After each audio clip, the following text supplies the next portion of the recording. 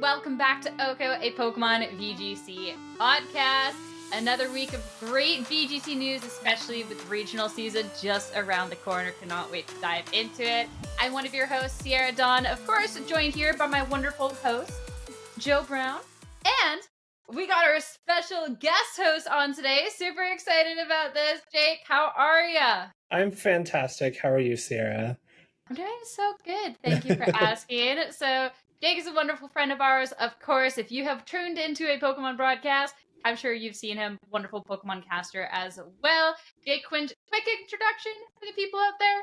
Sure, yeah. I'm also a VG caster, much like Joe and Sierra. I've been playing for about 10 years, casting for like 4 or 5 years. Love Pokemon, love VGC, love talking about it. I hosted my own podcast for like 3 or so years, so I love that those were good days. I love how important they are. They were very fun, yeah.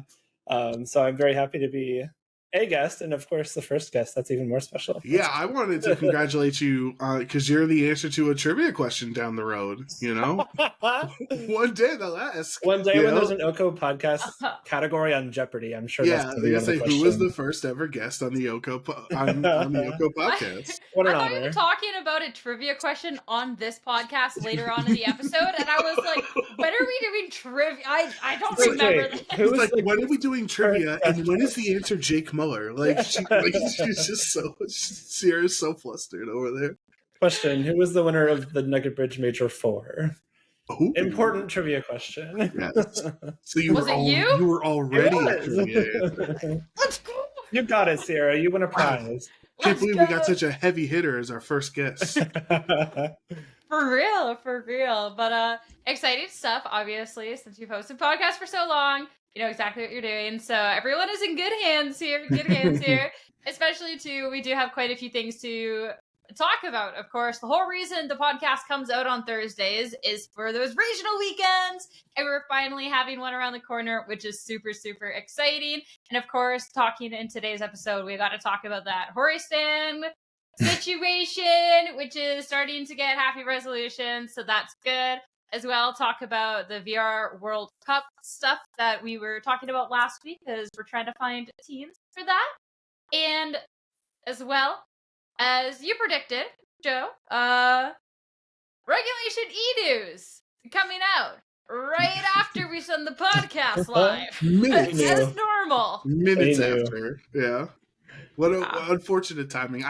It won't be the first time, and it will not be the last time that we get, kind of screwed over by when we upload. I still can't believe that. So we'll start talking about that first. And for anyone that's like, wait, spoilers, leaks, we're not going to go too far into details at all. So do not worry about that.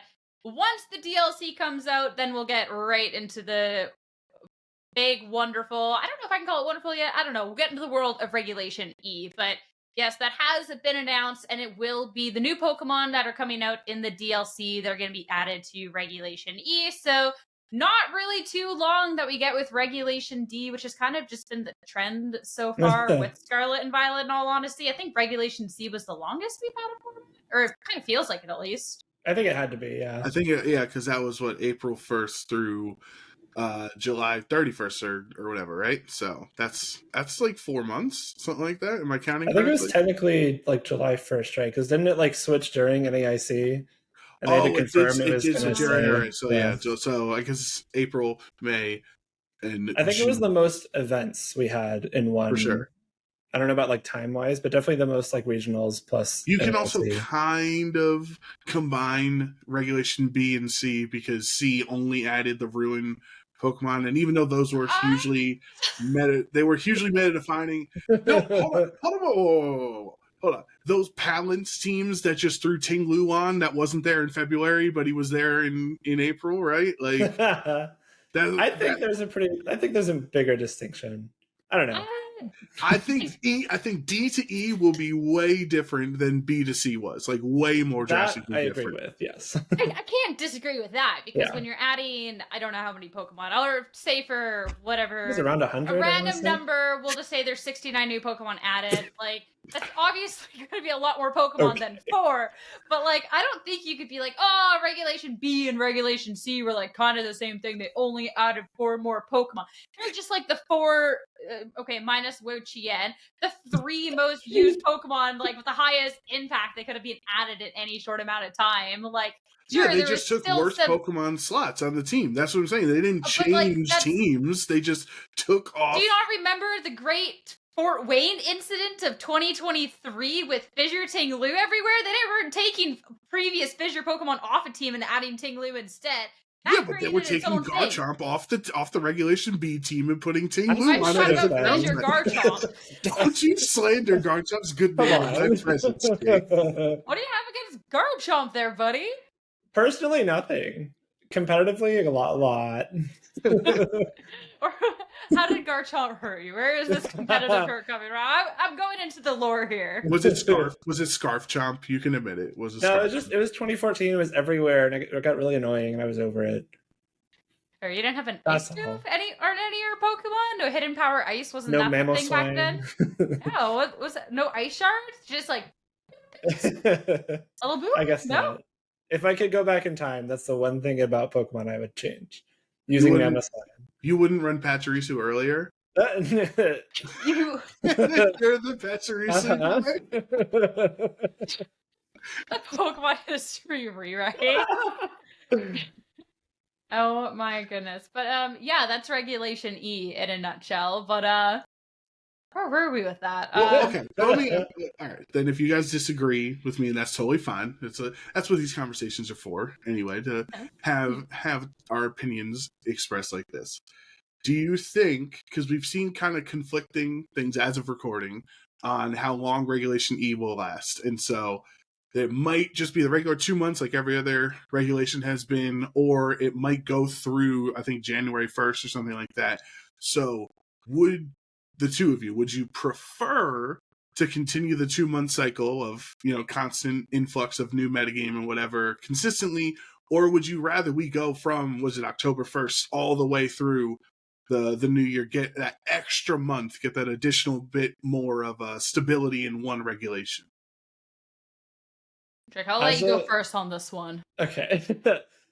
My answer is different as a competitor and as a caster / spectator. So as a competitor, I always really enjoyed the later stages of formats where the metagame has developed a lot. People have gone through a lot of cycles of team building, and there's a big fluctuations in things that are popular, things that are becoming counter meta, but then that becomes a lot more popular itself, and then it kind of loops back around. And the big thing that people always talked about back in the days of year-long formats were that at the end of the year everything's just super bulky, and then we don't have time for that. There's no time for things to settle if you're just playing 2 months of a format. And so as someone, if I was approaching a tournament as a player, I would much rather play in a metagame that's been developed for a few months, just to have a better idea of, one, what's good, two, what might be good at countering that, and then three, I think you have a better idea of what might pop up in terms of new techs or something. As a spectator or a caster, I think it's a lot more fun to have new stuff to talk about, new stuff to play with. I think it keeps things really exciting when you have a lot of things kind of moving through pretty quickly. So kind of a two-part answer there. But are you a caster or are you a politician? Because that was a very politician answer. You appeased both audiences. Yeah. Yes. Senator right. Muller. Vote for Jake.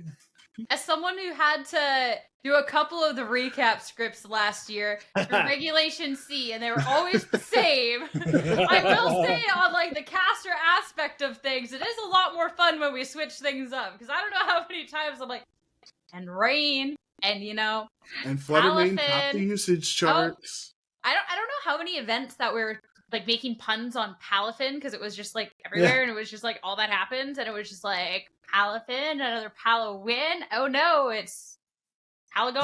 How many zero and or hero puns were made in recap scripts throughout the year? I don't think I did any. I don't think you did, yeah.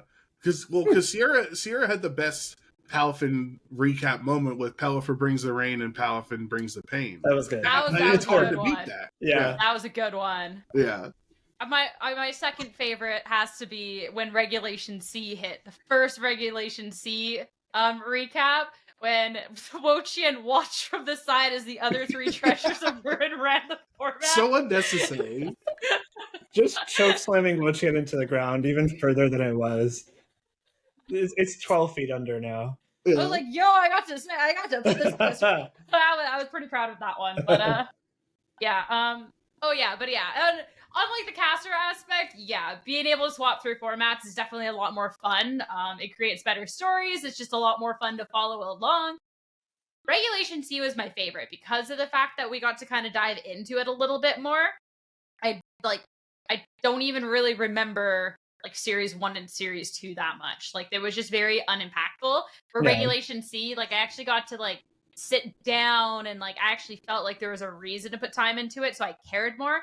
I remember the first time when, like, the first, like, day it came out, and I was just running it down with the Dragonite Chien Pao, and I was like, I hate this format, this sucks! And then, like, actually it starts to evolve, and it ended up being, in my opinion, pretty fun. So definitely, like, I agree. As caster, yeah, bring the chaos. It's always more fun. But as a competitor, like, I really like the bit of a longer format. It kind of sucks if you have a longer format period for a format that actually does end up just kind of stinking a little bit. But if the format ends up being great, only having a couple of months with the format, especially then when it's gone forever, like, we already added the home Pokemon in. We already are adding DLC. We're never getting Series 1 again. We're never getting Series 2, never getting Series 3. So it gets so little time with the format we won't get back. Kind of sucks. If we have a Sword and Shield situation where we just kept repeating every couple of months because we're like, oh no, we're out of ideas, well, then I'll be a little bit more okay. Then it's like just get it over with. All right, I think that's fair. I think you're both right. I think from a viewer, I mean, I think there could be an argument, like a viewer perspective, that familiarity does help them. But then on the other side, excitement of new Pokemon entering and affecting the meta is also an intriguing point for a viewer or a caster's perspective. But like, to me, because we had so many Regulation C events and that format was like so well strategized by the end of NAIC. Like, I feel like if Regulation C was a 2-month format that only had 2 events, we don't end up with Dondozo without Tatsugiri winning NAIC. You know what I mean? Like, I think that was because we had so much practice and so much, so many team building opportunities for so many events that people were able to develop strategies like that with Dondozo or other things on their team. So that's my benefit. Like, that's what I worry. Like, I wonder if Regulation D was 6 months long, what would have happened? Like, obviously we don't know what's gonna happen in Pittsburgh this weekend, but like, how this format would change. Would it still just be Urshifu Rapid Strike all over the place, or like in that 6 month, would there be another viable threat on Urshifu's level? I know I said I like longer formats normally, but like Regulation D, I think, is an exception. Like, make it just like a couple weeks, only make it last Worlds where I'm not playing anyways, and then just like have it over with. I hate Urshifu with a passion, absolutely so much. It is just, man. And then I'm like, all right, you know what? I'm finally feeling good about Urshifu. And then you know what somebody does? They throw a scarf on it. Now it outspeeds all of my stuff and then KOs it anyways. Like, I'm just not having fun, man. Oh, why don't you just protect in front of it? Oh, wait. Yeah, you would think, right? you can max guard. You could code in max guard, yeah. Love this game. Good times. Good times. Oh, man. But, yeah, I don't know. It'll be interesting to see what Regulation E comes out with. I also think, too, we talked about our preferences and what we want. I feel like realistically, so we have the first part of the DLC coming out really soon. The second part, as of this moment, so wait for the DLC Date 2 news to drop right after this podcast goes live, as per the usual. But as of right now, it's set as winter. I think they did say specifically winter 2023. That could be November. That could be December. I'm assuming December. I feel like it would just be like, I feel like December 15th is just like the date that is in my mind. This is when the DLC is going to be. But if that's the case, December 15th is the date, then I feel like then it makes more sense for the Regulation E to be lasting until like a January 1st. Because then the next Regulation F, I guess it would just be the new DLC pawns, whereas I don't really know where they would go from Regulation E to Regulation F if they're trying to push that before the second part of the DLC comes out, because they already added the home Pokemon. Like, did they just add more home Pokemon? I don't really know where they go. I don't think there's any way that Regulation F happens until the second DLC is out, like until Indigo Disc is out and we have more Pokemon to add. It really makes sense from like a developer or designer standpoint, just because, like you said, there'd be nothing to, there's nowhere to go. Like literally all you could do is add like Miraidon and Koraidon, and I don't think anyone wants that. Yeah. And we're bringing Regulation C back. Yeah, I mean, later home Pokemon. They could, yeah, but I That's think not good that wouldn't be like good marketing though, no, right? Like, yeah, every like buy DLC so far 2 has and been then accompanied don't by, be like, able to play change in DLC regulation. 1. Yeah. So I feel like the only realistic place they could go, but like that also doesn't work, is like the other legendary beasts and the Swords Adjust or whatever they're called. Like we have the Walking Wake, we have the Iron Leaves, we have like the Raging Bolts. Isn't that not coming out till DLC 2? So it doesn't really work unless they put it into a raid beforehand, and then they were like, Regulation F is just you get these cool paradoxes. Have more paradoxes, go ham. So I don't know. Wait, Jake, how do you feel about our new paradoxes? We had a very long discussion last week about it, as evident by our dinosaur shirts. You're not wearing a dinosaur shirt, so I can only assume that you're a hater. This is a dinosaur. Jake, who's your favorite dinosaur and why? Oh, my favorite dinosaur? I think it's the one with like the spiky plates on its back. I think it's like Ankylosaurus. Yeah, it is. Okay, that's the one that we think Entei, that I think at least Entei is going to be. Oh, okay, that'd be cool. That's my favorite. I think Entei's going to be a cool dinosaur. That's where we differ. That is a cool dinosaur. You literally said last week it was going to be cool, and now you're being a hater because Jake is here. So that is. I'm trying to impress Jake. Okay. I like understand why some people think Raging Bolt is like corny or whatever, but I love it. I think it's hilarious. I think it's so funny. I want one really badly. And we need more long neck Pokemon. Like Iron Crown. Is that the Cavalion one? Mm-hmm. Yeah. That one's like fine. It's whatever. As most of the Violet paradoxes are. It's whatever. It's there. Team Raging Bolt. Yeah, let's go. I like the memes, as obviously we're going to come out, and it was like, where would Raging Bolt wear the tie? And it's like at the top of the neck, at the bottom of the neck. It's like the great debates. Yeah, I think it was pretty early settled, though, because nobody actually wears their, like, I don't wear ties, but nobody actually wears them at the top of their neck. So yeah, it like goes over your torso. Yeah, so it would have to be at the bottom. So that one was kind of solved. That one died off, but it's okay. It's okay. But I am excited for our Raging Bolt in the game. Other big news coming out. We talked in length about her regional situation and not being able to have participants at our events because of these mysterious Hori stands and where they all went, stuck in Japan Customs. But there's some tweets that came out today that are that are confirming that they have finally been released, and we're going to be having bigger regionals for VGC Masters going on forward. Pittsburgh is unfortunately done and dusted, not going to be able to get them in time. But looking forward, Peoria, they just announced today that they're opening up like 370 more slots for Masters, so that's pretty awesome. Yeah, and I think they said the cap for Toronto is around 800. And that, 800. That's a registration, lot. I believe, is Wednesday the 6th, tomorrow as we record this, but I guess yesterday as this is released. So hopefully you're registered. Yeah, if you're listening when this is live, I hope you beat day 0, as we call it now. You're able to register. So yeah, I think that's really good. It's unfortunate, obviously, like the first Worlds being in like a non-Western country, there was probably bound to be logistical issues. And this is just one of the main casualties, it seems. It's great that they got them. Like, obviously, we would have hoped for Pittsburgh to have a lot of people. I think the first few regionals after Worlds are always some of the biggest, just because Worlds creates a lot of hype. And so it's really unfortunate that we have, a pretty artificial cap on Pittsburgh. But at least Peoria and Toronto, the next two are. I guess Sacramento is before Toronto.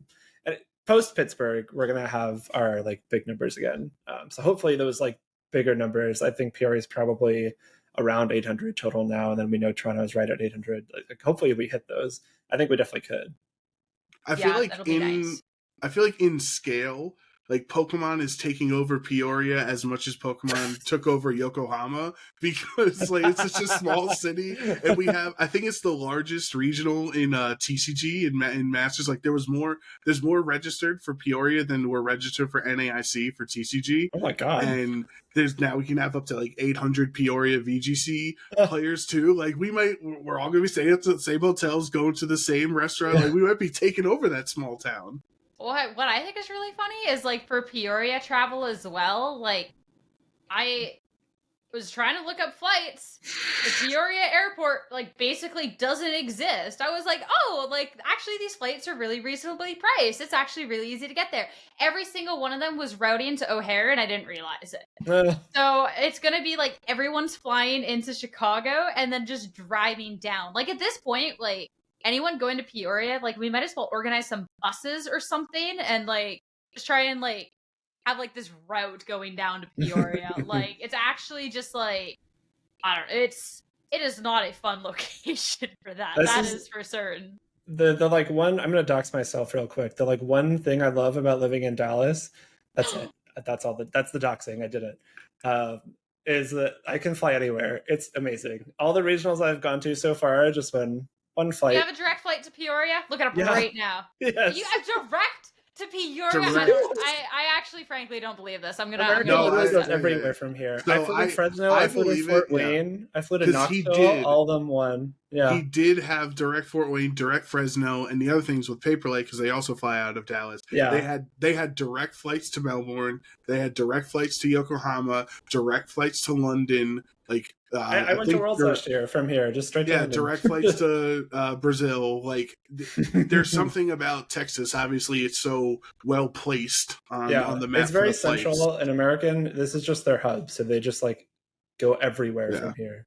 It's great. A 2-hour flight to the Peoria airport, which is probably smaller than my Walmart parking lot. There's actually a direct flight. That's crazy. I don't recommend living here, but if you happen to find yourself here, the benefit of living here is it's very easy to get away from here. That's the benefit of it. Yeah. There you go. See, I fly out of either Toronto or Detroit, wherever is like normally that doesn't steer me wrong. Like I flew direct to Japan. Yeah.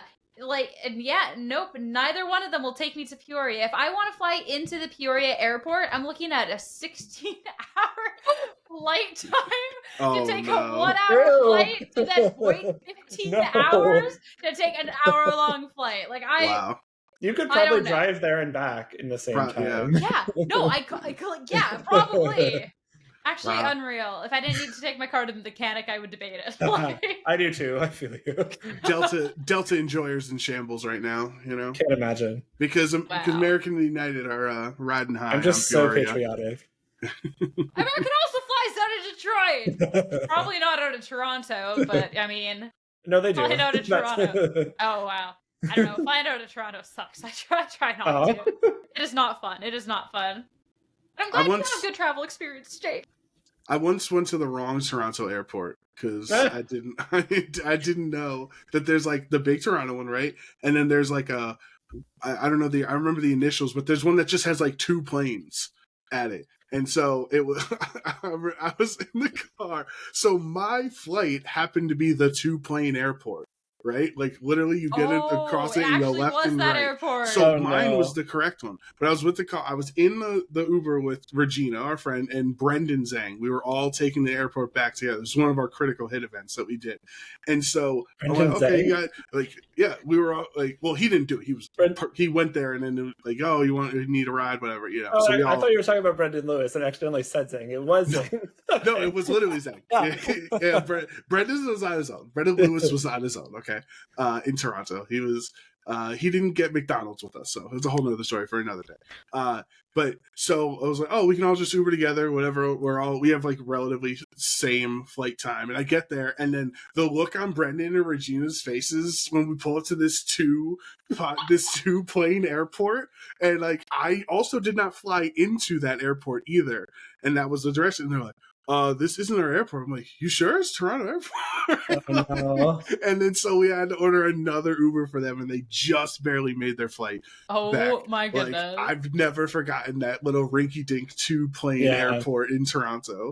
There are two airports like, here, I didn't too. even work with them, and like they said I could take a ride of their Uber, and they take me to the wrong airport. Yeah, right? I'm going to miss my flight now because of critical hit. Like, we have two airports here too. One of them we just like quarantine Southwest at that airport, and we don't go there because we don't like Okay. Southwest. And then the other one That is does suck. That does suck. That's a good choice. That's a good choice. My goodness. But yeah, so if you want to go to the heart of Illinois, I think it's in Illinois, Peoria, there you go. Fly to Dallas. You can get a direct flight there. You'll be good. If you want to go to a regional that's cool, Toronto, the registration, hopefully you got in, but actually having that at 800 is really cool, especially too, our 2023 season. We actually didn't have Toronto regionals for VGC because that was when we had really weird waiting for Scarlet and Violet to come out, so they just axed all the regionals. So it was TCG only. I did get to go and cast that, which was a lot of fun. Toronto is an amazing city. The event was a lot of fun. So especially not having VGC last time and being able to have it this time, like I am absolutely so excited for this event. I think it's going to be amazing. The convention center was cool. Like the city is just awesome. You can go anywhere. You get the best food. You don't have to rely on Chili's. Like it is actually just top notch. How much poutine? I would if I wasn't the one recording, I would leave this call right now. No, the Jake, Chili's there is disrespect. literally, I'm up on the we lore. don't care Just about showed me. Yeah. We're talking about a Canadian regionals right now. We're not talking about Chili's. Yes. The poutine there, amazing. I agree. You can get it from like anywhere. So I don't know. I wish Can I I get it from remembered. Tim Hortons? Honestly, probably at this point, yeah. Like they just everywhere. McDonald's poutine. If like you're desperate and it's midnight, extra gravy. It's actually pretty. Wait, they have it at decent. McDonald's too? Yeah. Oh, that's Literally funny. every fast food place has it. Like it's good. I went to Vancouver Regionals in 2017 and I had some really good poutine when I was there. So I'm excited. Oh, Hopefully in Toronto will be the best. And then Yeah. anybody who's French Canadian, any Quebecois watching this are probably going to be like, how dare she say that Toronto poutine is good? Because it's better in Quebec. It'll always be better in Quebec before any French Canadians get mad at me.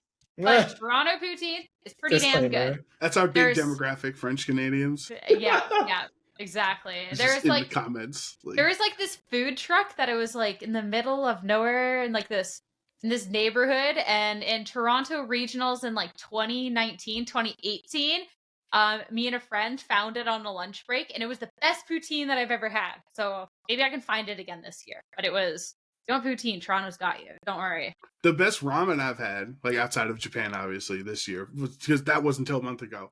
The best ramen I ever had was also in Toronto. Like the food's very good in Toronto. Best KBBQ I've had is in Toronto. It is good. I'm They have listening. fantastic karaoke places. Very good. Some really good escape rooms. So You and your escape rooms. Escape rooms are the best. I agree. I love them. They're so good. And then we kept going to this one place, so they finally let us do the rooms that they don't let less than 4 people do, for just 2 people. And we finally got to do those ones because they were like, well, you're winning on the other rooms. So yeah, they have good escape rooms. There's this place called like Rec Room. Think of like Dave and Buster's, but like cleaner and like more adult geared, and like there's better food, better drinks. Like that's also awesome. That's right in the heart of Toronto. There's an aquarium. It's awesome. I How much really is the thought Toronto you Board were. of Tourism paying you right now?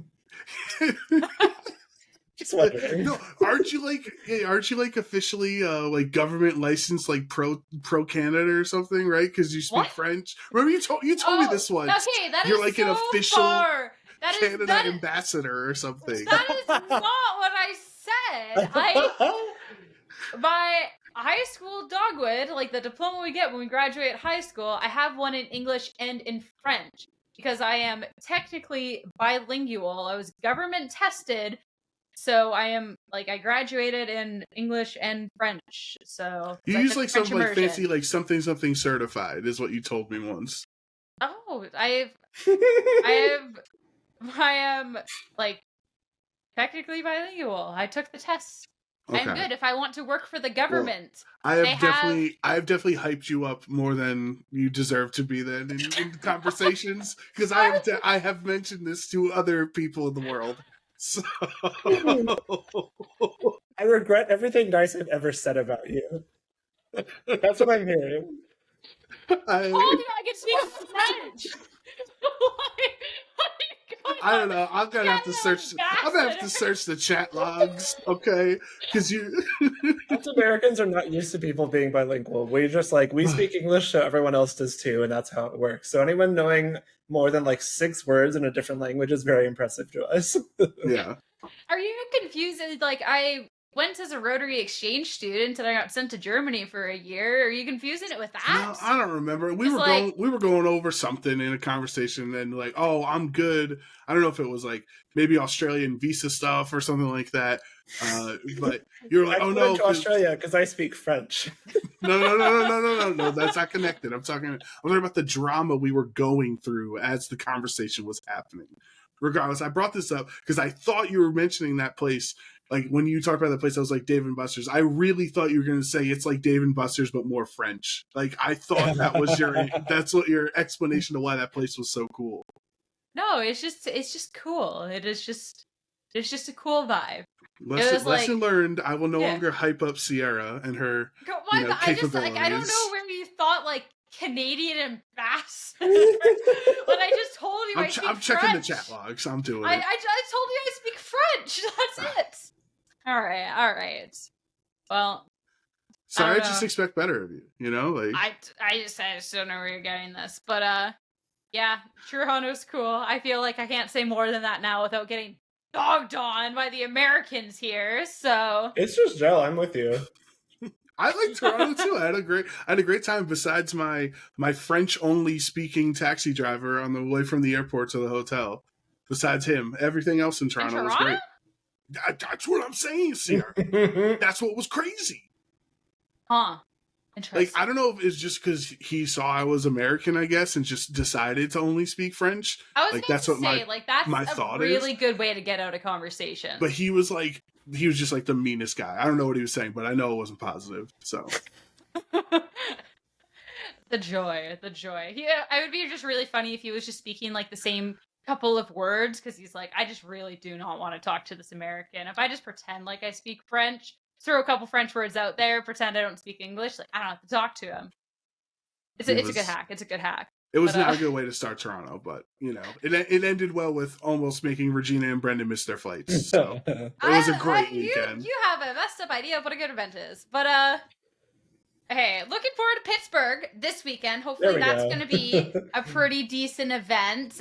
This is, of course, still only going to be with 300 people, but it will be a fun chance because now this will be our second official Regulation D event, since our first one was Worlds, to actually be able to kind of expand off the meta a little bit. So kind of excited for what we can see going into this weekend. I'm also really curious of how it's going to be differing going off of what we saw at Worlds, considering that people have had time to really cook now going into Pittsburgh, and there's also a lot more incentive to do well at events because of the increased pricing and stuff. So everyone's kind of looking to start the season off with a bang. Well, the other reason it's going to be exciting is because we're going to be there. We're going to be able to witness it. That's true. You know what I mean? That's true. Jake, no. Sorry. Jake, sorry, no. Jake. Sorry. When I said we, I meant the OHKO duo. The OHKO duo will be there in person in the black and yellow. Wow, he really just said that not only are you not casting Pittsburgh, but you're also not a part of our podcast. Get right. He really he's just that on he's you. a guest. Right now. He's a guest. Hold on, we're not getting into the says, I own this podcast. He's a guest, sir. You know your place. I'm excited. I'm excited to watch too. I after NEIC, I took kind of a little Pokemon break, And I was also traveling the weekend of Worlds, so I didn't get to watch too much. So this is kind of my first one back, like watching. Aren't And you so busy Pittsburgh weekend, and that's why you can't be there with us? I have people visiting. Yeah, I'll be like, I'll have free time. I'll get to watch them. Okay, Put it on okay. your phone at dinner, Of course, There yeah. you go, Meeting there my you go. sister's like partner for the first time, like it's fun. Who Oh, cares? you didn't want to bring them to the Pokemon event? Like, No, they can, How was they it a can good come to first impression? Peoria. We have extra Hori stands. Yeah, I don't know if I want to do that. All that to say, I'm excited to watch it, just because I didn't get to watch a whole lot of Worlds live, so getting to watch a format live for the first time is always fun. And getting to like kind of go back and do postmortem on Worlds and like see how that might affect what happens in Pittsburgh is going to be cool too. Yeah, and even if we haven't had any events from Worlds, like official ones, of course, like people have been running grassroots. There's also been the VR tournament that did happen over this weekend. And honestly, like I was even trying to look through it for a team earlier on today because I was like, oh, I need to pull a trick room team. And there was like not really too much going on. It kind of the things, at least for the top of the tournament, kind of seem to start stabilizing already. A lot of Urshifu. Not a surprise. I would say too, Reggie Drago in top 8 is not stable. I noticed that, yeah. I said some, okay? Well, it's stabilizing around Reggie Drago.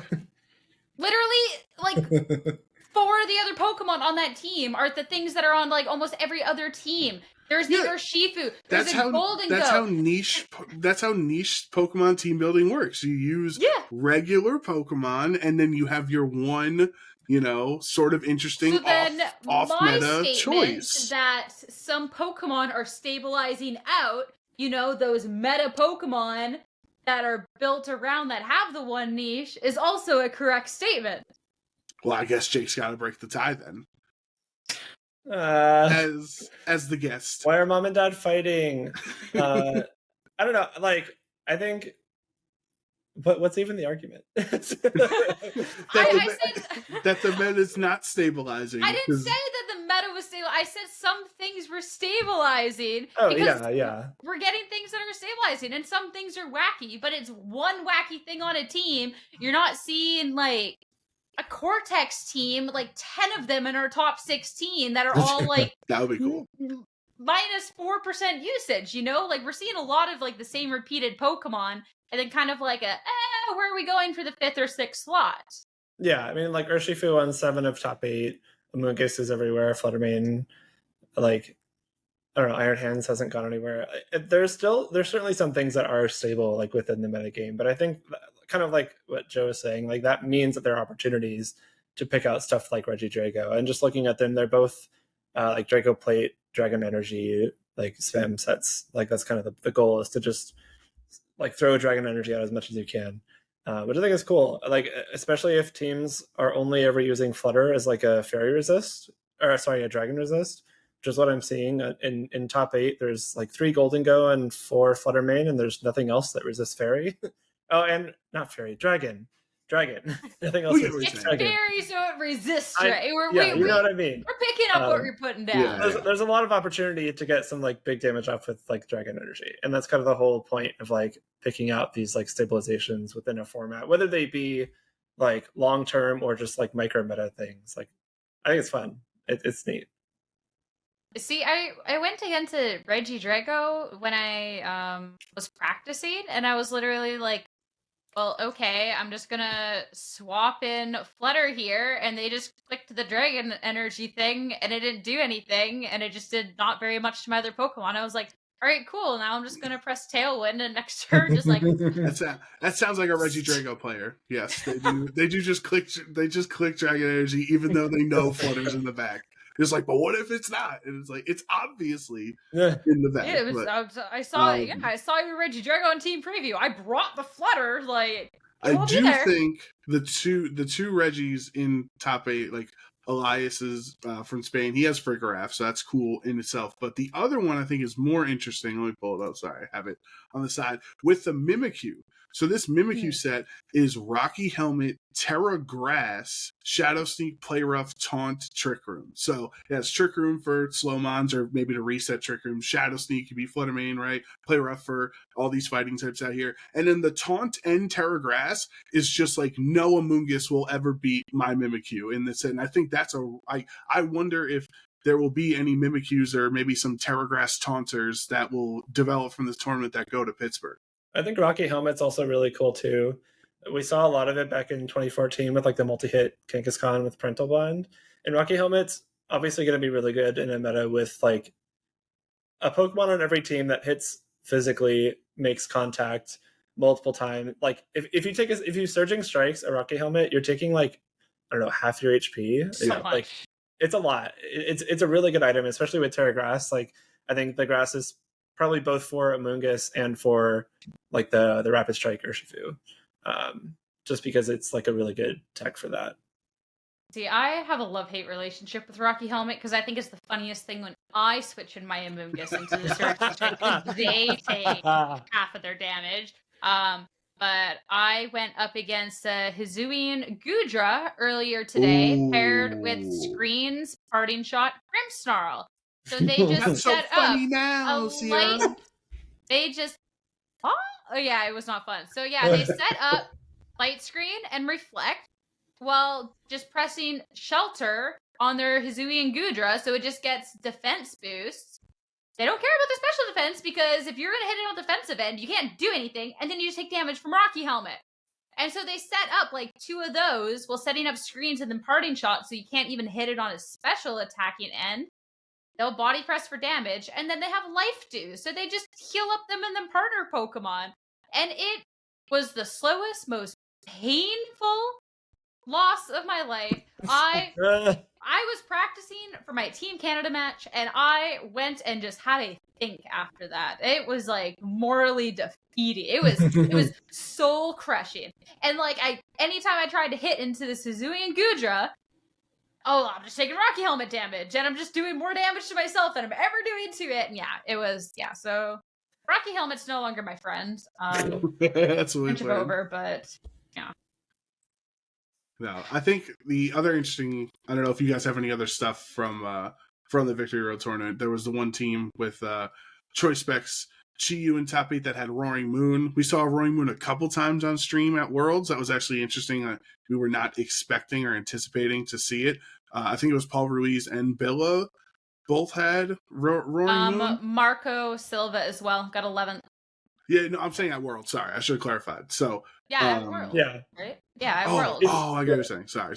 I'm all over the place right now. Sorry. Yeah, you're good. So I think that could be cool if Roaring Moon stays around. But on Tomoyuki's winning team, he used Hirafumi's team from Worlds. Like you can see the pace is Hirafumi's Worlds team, and he won with Hisui and Arcanine. And I guess because Jake is here, I'm still trying to figure out why we like Hisui and Arcanine more than regular Arcanine, because they're not using Rockhead. It's Intimidate. Like I know Lorcy is a huge Hisui and Arcanine fan, and is the Arcanine with Rock Slide more valuable because you're not using Rockhead to use Head Smash or whatever than the Arcanine with Will-O-Wisp, because he's like Choice Band, super offensive Hisui and Arcanine. So you're not getting like support out of it outside of the Intimidate. Like what makes Hisui and Arcanine so good that I'm missing? I feel like it's just what you want out of the slot, right? Like Intimidate's going to be good no matter what it's on. I think Hisui and Arcanine has higher attack by like a marginal amount, and so that can matter with like extreme speeds or something. But like Choice Band Head Smash is going to be doing a lot of damage. There's not a whole lot that's going to resist it in the meta, I think, like other than like Urshifu, which kind of dunks on Arcanine anyway, so who cares? But I don't know. I'm kind of with you in that I'm surprised it's Hisui and Arcanine. I would have thought you would want the utility from like normal Kanto Arcanine with like Will-O-Wisp and Snarl if you want that, or like Howl, any of those kind of sets.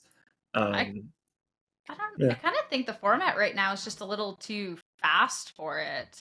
Like looking at a lot of the teams that are out there, like there's so much offense, there's so much speed. So I feel like regular Arcanine, like if you're taking the chance to kind of like slow things down, I feel like you're kind of behind. And I think that Rock Slide just hits into so many things so well right now, whereas like regular Arcanine kind of feels like it hits like a wet noodle, or like if you're bringing it because you need it, but then there are some times where it's not really outputting much and you're kind of already wasted the utility. It kind of falls in the same issue, I feel like, with Gyarados, where it's like it can be so good in setting things up, but then at some point you just have this Pokemon that's not really doing much, whereas at least with Hisuian Arcanine, you get your Intimidate, you have that E-Speed, you have that Fire-type move, but then, like, okay, now you have more. Like, there's the DLC, there's, like, the little post-game right there. You now get to Rock Slide, too. You can hit the genies with that. You could be flinching with that. Like, you have a little bit more outs with it. And that could be the answer, too. Like, something that just smacks the genies around, especially with, like, Tornadus is everywhere. I guess Landorus is still neutral to it, but at the same time, like, Hisuian Arcanine's going to be better than Tornadus. Like, by a lot. I think, like, another factor that this is Terra normal, and, you know, obviously Choice Band Stream Speed, like, it's funny because I remember I played in a Rutgers PC. I played on stream round one back when we, like, what was it, April, I want to say, where I played Choice Band Arcanine with Terra normal extreme speed. And obviously the big issue is everyone and their mother's running Flutter Mane, so there's a ghost type on every team that can switch in, like the Regidrago with the Dragon and Fairy there. And so I had a lot of problems with it. As long as I could take out Flutter Mane, then this Terra Normal Choice Band Extreme Speed could just wreck the rest of the teams. And I guess talking about extra attack that it has compared to regular Arcanine, like you're saying, Jake, and the fact that because Hisuian Arcanine's 4 times weak to Urshifu, and regular's only the 2 times, and it's not common to terrestrialize regular Arcanine, Cantonian Arcanine, where pretty much if you're bringing Hisuian Arcanine, you're going to terrestrialize out of that typing every time into your Terra Normal. Instantly. Like, they are filling different roles, because you will essentially never be 4 times weak to water on this Hisuian Arcanine, because you're always going to Terra out of it.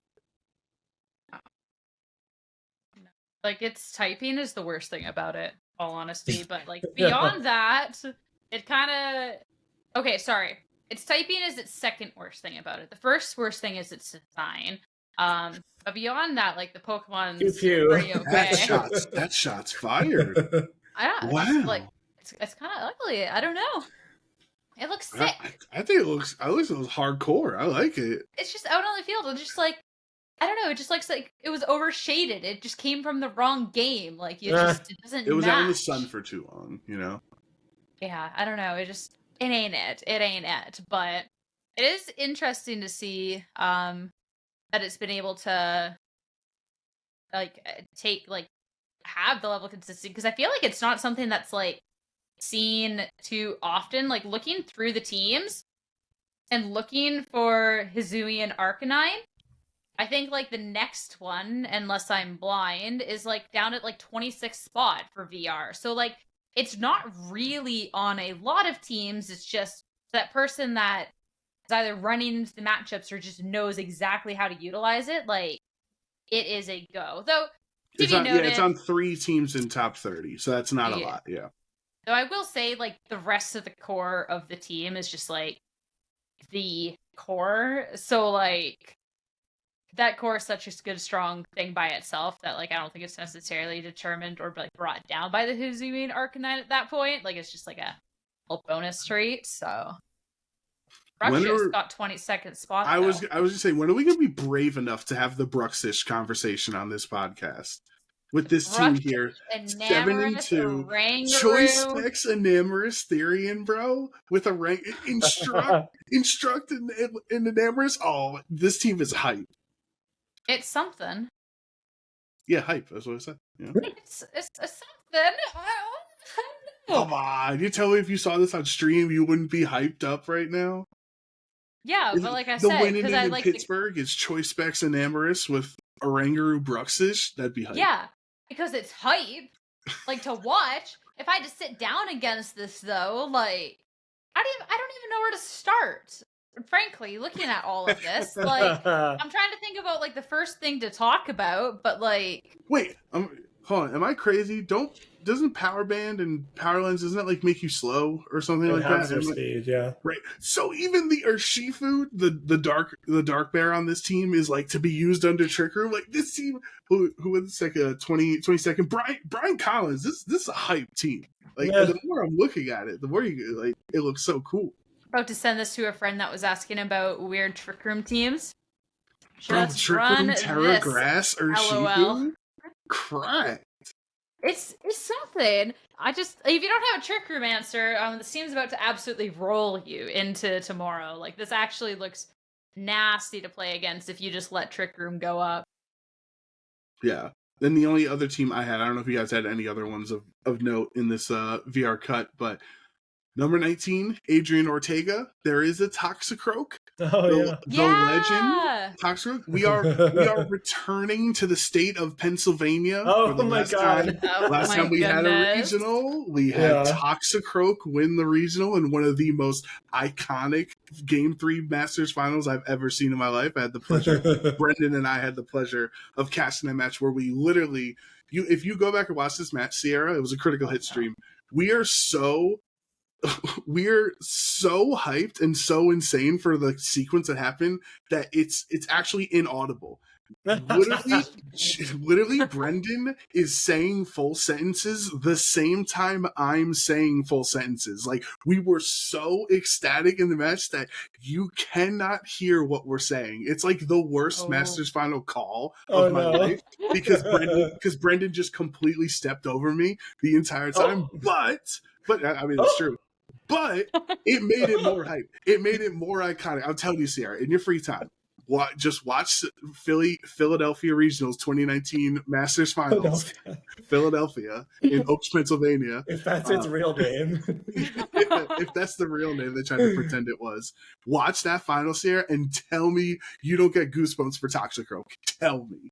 All right, you'll have to send it to me because I don't know what will show up if I search fake Philadelphia Regionals. If you send it to me, I will give it a watch. Okay. So I'll give you a timestamp. All right, perfect.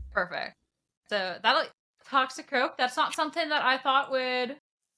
It's doing the same role. It's now anti Urshifu the way it was there in 2019 to be anti Kyogre that just spams water attacks. So it's doing the same role. I don't know how effectively it does it compared to stopping Kyogre.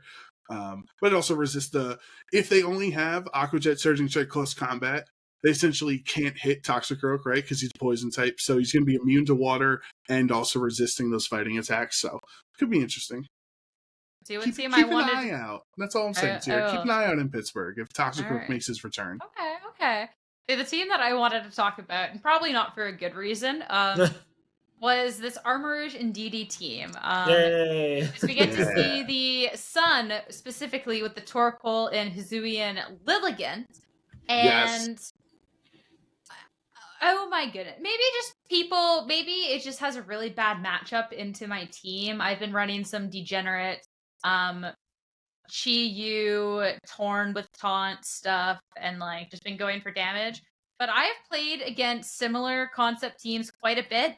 They always lead every single time. They have not deviated once. They always lead. Torkoal Lilligant. Every single time, I just taunt their Lilligant and hit both of their Mons with the spread move. And every single time, they press after you, which doesn't get activated then because I've taunted it, and their Torkoal just gets chunked. And I'm just like... Well, their head is empty. What are they supposed to do? I'm just like... His head empty, click sleep after you eruption. So... I'm not... Maybe it just matches up so poorly into my team that they're just like, you know what, just get it over with. Like, we can't deal with, like, prankster priority taunt. But it's every single time. I'm like, not once have they tried to, like, fake out or, like, set up a trick room because I'm obviously Tailwind. I don't know. I've really enjoyed going up against this team, though, for very obvious reasons. The Freelo. Yeah, but I will say, Hisuian Lilligant actually looks pretty cool, out of all things. I was not expecting that Pokemon to look as cool as it does, and the shiny is even cooler. Like, that's actually, like, I do want that Pokemon. Like, it looks pretty cool. The thing I noticed the most from this Victory Road tournament is that, like, Landorus is back. Like, back. Damn right he is, Jake. And maybe I'm a little bit biased. Okay, a little bit. A little bit. But that's something I just didn't really expect to see again, I guess, in this way at least. It's kind of running the same sets as it did back in the day. I've seen like choice scarf, choice band, assault vest, some safety goggles, which is cool. And they're mostly like the normal like physical stuff. Like for a while, I think a lot of landers are going more like special, more like bulky utility stuff. But then now it's just kind of like intimidate, spam, cycle in, rock slide, whatever else again. I think that's neat. I must always give thanks to the genies when I see them. So Even I think that's a cool call out. Do you think Enamorous? That's a great question. No. Why not? Isn't that a genie? You said the genies. Yeah, it's the only Thundy and only a 50% hit rate. I only thank the ones that are right there, the two. Okay, that's fair. Yeah. I wouldn't thank Torn either. Honestly, the amount of Bleak Wind Storms I've missed today, actually insane.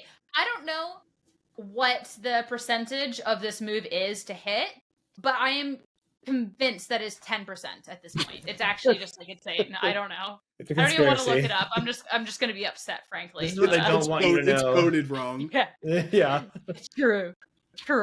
It was tragic, but yes. Speaking of then Worlds and our Victory Road results from this past weekend. Now, Victory Road, I feel like that's the time for people to kind of start testing for Pittsburgh, or for people to be kind of looking over those results for Pittsburgh. So then how do we think Pittsburgh's going to be really shaking up with Regulation E now? Do we think that there's going to be some super spicy tech that people have been kind of saving? Or is this kind of what we're seeing here? This Rillaboom and this Urshi and this Torn and Lando is kind of like what we're going to be getting. Like we're kind of set into this path. From experience with Urshifu and formats beyond just VGC, like other online formats that I've played a lot in, there's like not a great way to stop Urshifu. Like there just isn't. You can like obviously there's Amoonguss, a great answer. There's Terra Grass, there's Rocky Helmets and all that kind of stuff. But like eventually you just kind of run out of options, and I don't really see that like going away anytime soon. Like unless everyone starts picking up Gastrodon or Toxicroak or other like random water immunities, like Urshifu is going to be something everyone's going to have to deal with. I would honestly say like to the same level as like Fluttermane. Like I don't know if that's where it's going to fall usage wise, but like in terms of like strength and the way that something can run away with the game, Urshifu is like really up there. Whether it be the water one or the dark one, just because those critical hits are like nasty. You just can't intimidate it, which is insane. Especially if you give it like a boosting item. Yeah, that too. You can't protect in front of it. And if you give it like a choice band or a life orb or something, like it's doing a whole lot of damage that you literally just can't mitigate. And so I think that people are going to be, one, using Urshifu, and two, trying to find maybe more creative ways to get around it. Maybe Rocky Helmet on random things, maybe like teching more Terra Grass, getting more like super effective moves on their team, like can hit Urshifu more quickly, like anything like that. I think Urshifu is going to be a big player. Yeah, the fact that we have another Pokemon we have to worry about as much as Fluttermane. It's not more. I see team preview. I don't even care about Fluttermane anymore. I see a water Urshi and I'm just like, again. Well, it's the thing, even in team preview, because you can't tell which version it is. It almost what version it is. Well, that's what I'm saying. It doesn't.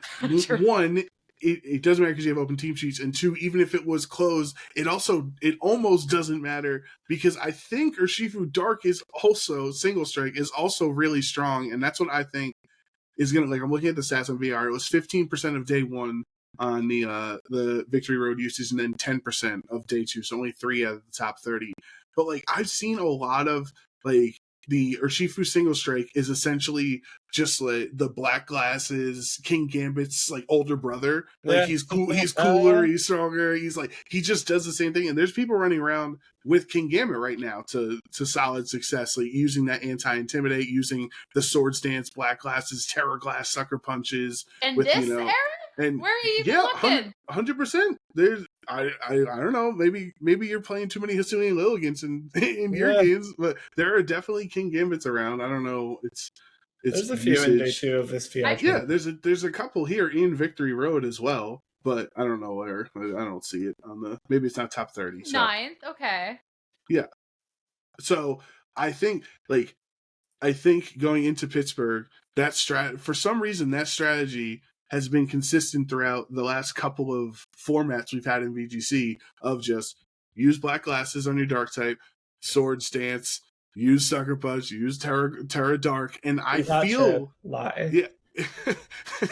And I feel like Urshifu single strike can actually be really effective. Like some of the matches that we actually saw it at Worlds in those over the weekend, like it was really impressive almost at the same point at single strike. So if there's another water type you want on your team, or if you think too many Gastrodons are going to come around, like Gastrodon's not eating that Terra Glass +2 what's it, Wicked Blow, right? As well as it eats a Surging Strike. So that would be like what I'm looking forward to seeing if Urshifu single strike ticks up in usage this weekend. And the other thing, I don't know what we're doing, people. Number 9 is Heatran. 23% on day 1, 23% on day 2. It's consistent, at least. I think Heatran's so good. Like I can't build teams without Heatran in Regulation D. I just can't do it. So I really hope that Heatran cracks into like the top 5, or at least is on the winning team in Pittsburgh. I want to go back to the King Gambit real fast because I know there's going to be King Gambit players out there that be like, I don't run black glasses sword dance on my King Gambit, because you do have to respect the assault vest set. That's actually really chunky and likes to be staying around, especially too if there is flutter mains everywhere. I think that's still a little bit of the more common set that's out there. Or even if it's just even. I just want to say, you assault vest King Gambit players, we see you. Like you're valid. It doesn't have to be the sword. Yeah, I hear you. I do think Heatran, so Heatran is interesting. Whenever I play up against Heatran, I feel like it's so difficult to go up against. But it's obviously not, like, it's seen pretty decent success. Don't get me wrong. 5th in Victory Road. It is the 5th place. It is a 9th place. Like, it's good. It's just not getting the placements that I would expect for how difficult it seems to play against sometimes. Like, you all of a sudden leave a Heatran slot, like, one turn, you look away for half a second, it's substituted, and it's just dealing damage. You're like, wait a second, like, no. I don't know. Yeah, also, I just looked, there's 3 King Gambits in top 30 to the day 2 cut of Victory Road, and then there were 3 single strike Urshifus, so that's technically 6 in the 30s. I know they're not doing the exact same thing, but they're like kind of close. You know what I'm saying? they're like the same thing. You take your glasses off, and it is like the same Pokemon at the end. You don't even have to like worry past that point. But I don't know, it'd be interesting. Since you're kind of like trying to guess what's gonna be like good though, I think we're gonna do a little callback. Remember when we did our world predictions and did a game about predicting that? I was there. You were there. I think we're gonna do the light version of that now, going into Pittsburgh. And I feel like too, this would be fun to do before like every regional. Kind of like for sure. Keep a running track record of who's like the smartest. But you're lucky I'm only on this episode. Yeah. We'll make you DM your answers to us. If you're not on a regional, we'll make you DM them, okay? I don't think you're getting off the hook that easily. But we will do less questions, so it doesn't get too out of hand. Our very first one, though, in our OHKO regional predictions for Pittsburgh is which Pokemon is going to have the highest usage. That's not Fluttermane. That's the category. Is the highest non-Fluttermane usage. Yeah. I think it's very easy to say. I want to say it first. I want to say it first. No, Jake is the guest. Jake gets to go first. You could, in theory, say the same answer. I don't know why you're... I kind of gave mine away already, but I think it's Urshifu. I think it say the same answer. I think it should be Urshifu. I think maybe if it's not Urshifu, it's like Iron Hands or Amoonguss or something, but like it's Urshifu. Go with your heart, Jake. Urshifu. All right. I feel like there actually is the world where Urshifu could take the first spot over Fluttermane. I can see it. Frankly. Yeah. Like, I genuinely do. I think what it would ultimately come down to is how it's counted if they put both Urshifus together, considering on a team preview it doesn't actually show you which is which because it is one Pokemon. So it'll be kind of dependent on how it splits up. If it does split up, I think Water Urshifu in second place. If it doesn't split up, I think it can actually just overtake Buttermane for first place. Yeah, that's a good point. I think it's fair. I think it's definitely the expected answer. But remember, we thought Urshifu was going to be number 2 going into Worlds, but my answer is based off of facts and logic. And day 1, Urshifu was number 2 in usage in Yokohama. And day 2, when the real players play, just joking, but like the highest level of competition. You heard it here first. If you didn't make it past day 1 Worlds, Joe Brown does not think that you're a real Pokemon player. Day 2 usage rate, Iron Hands was the second highest usage Pokemon. So that's my vote. Is that for some reason, even though we have both these Urshifus going around, people still really like Iron Hands because it's good into the Urshifu water. You hit it with Wild Charge, and then like people say it's a Iron Hands is a Fluttermane resist because you put Assault Mist and a whole bunch of Spadef into it, and you just knock it out with Heavy Slam. So my vote is for Iron Hands. It's such a good vote. It was really funny because I think it was like Series 2 where Iron Hands shot, like it was so high in usage and then it just dropped off the face of the earth. For like the rest of Series 2, all of Regulation C, and then kind of like it kind of came back. People were like, wait a second, we kind of slept on this. But like its move pool is actually just incredible. You have the Heavy Slam for Fluttermane, you have the Drain Punch that hits like so much stuff, good against Heatran. You have the Wild Charge for Urshi. Like, it's incredible. And then just having the Mako pressure as well. What if it gets that anti-priority fighting move, the new DLC one? I forgot what it's called already. I don't even remember what it's called. But what if Iron Hands gets that? I feel like that's a bait move. It's not better than Drain Punch? I actually don't think it would be on Iron Hands because Iron Hands moveset is so good as it is. Like, what do you drop for that? What matchup do you want to be giving up so you could be running that move that a lot of teams right now, like, there is quite a bit that aren't necessarily running Fake Out or aren't relying on it. So I was just saying if you just run that instead of Drain Punch, Oh, Drain Punch is so good! And doesn't that move fail if you're not using a priority move? Yeah. Who's not using priority moves nowadays? But like you rely on them using a priority move to have a fighting type attack. Like I don't think that's viable. And there's a lot of not priority happening around. Like I go up against a Farigiraf and I'm just like, all right, I don't care. I'm faster than you anyways. Like that's priority light, I guess. Like it's fine. Like I just thought it'd be a cool idea. So sorry, trying to contribute to the conversation. How dare you? I'll back off. Go to your room. Contribute with better ideas next time. Sorry, that was a little mean. But yeah, I just don't see it having a spell. Like I'm like, if Incineroar gets it, like I feel like Incineroar could be legit enough to run it.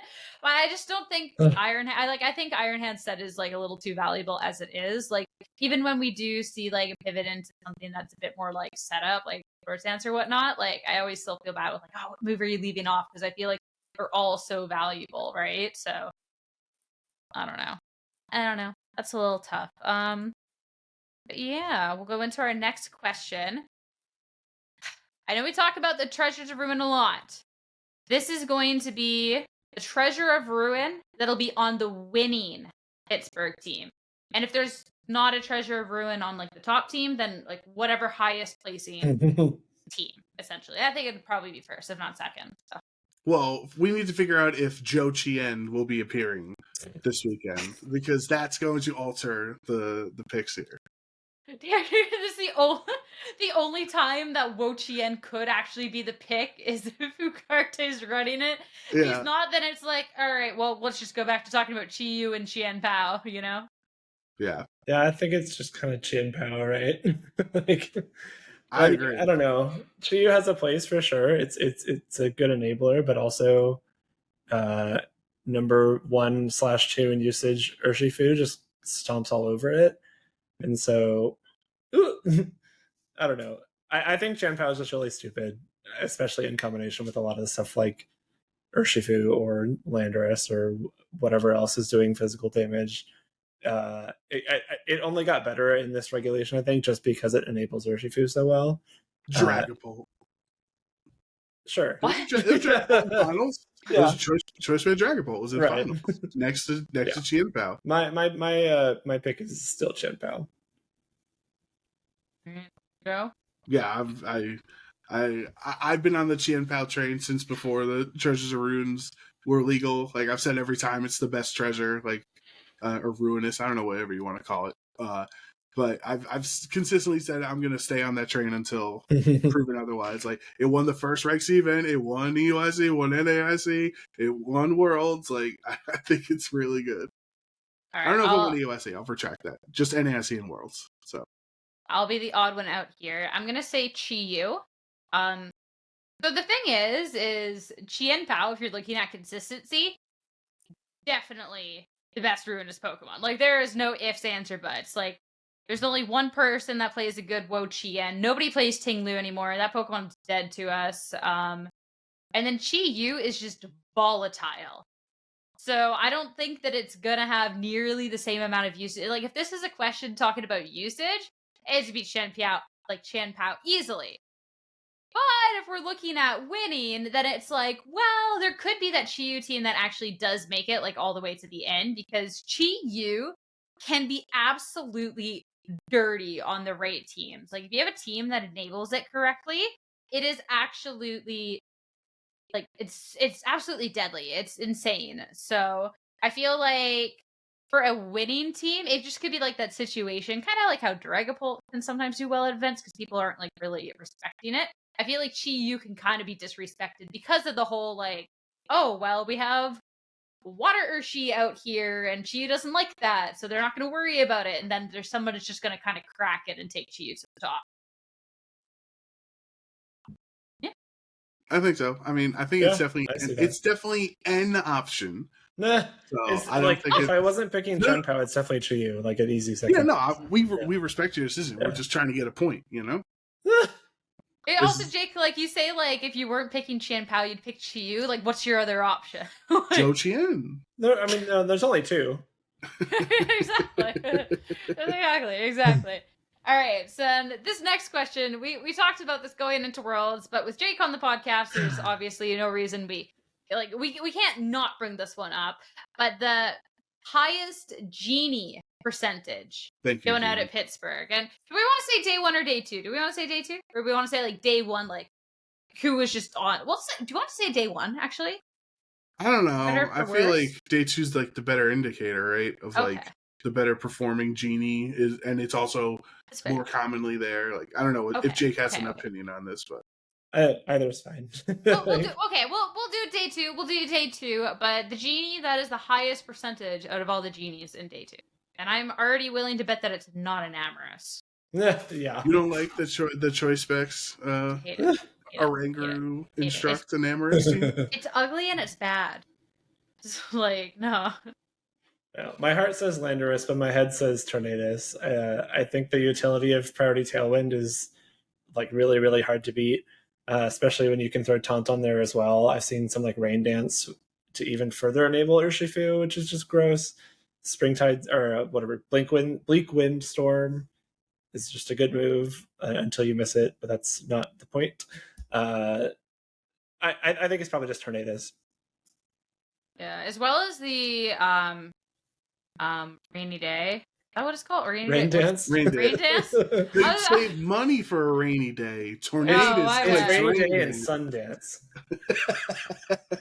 It is too late for this, alright? That's all I'm saying. But rain, as well as Rain Dance, there's also Sunny Day. So you're talking about Rain Dance to enabler Urshifu. There's also Sunny Day to kind of like null it a little bit. So yeah. I feel like that's actually kind of cute when you're looking at ways to kind of stop Urshifu, slow it down a little bit, especially to setting, then having that manual sun. Any rain teams just get kind of like ruled by it. If anybody's running sand out there or hail out there, they're also just going to be cooked. But then you can also enable Pokemon on your team. If you are running Chi-Yu, you can enable that. Or if you're running a Flutter or whatever that's not running Booster Energy, you can enable that now too. So I think as well, like we're agreeing a lot today. All of us, like, we're kind of or green, but I'd have to say it has to be Torn. I think Lando might get a good spot. I think it would be Torn, Lando, Thundy, and Amorous. Yeah. Order. I like your sunny day point also, because yes, the saps for Shifu, but I think the other huge benefit is it really does facilitate the photosynthesis mons. Especially I know Roy Moon's not popular, but Roy Moon with the photosynthesis boost is disgusting. Dangerous. Choice specs Fluttermane with the boost is disgusting.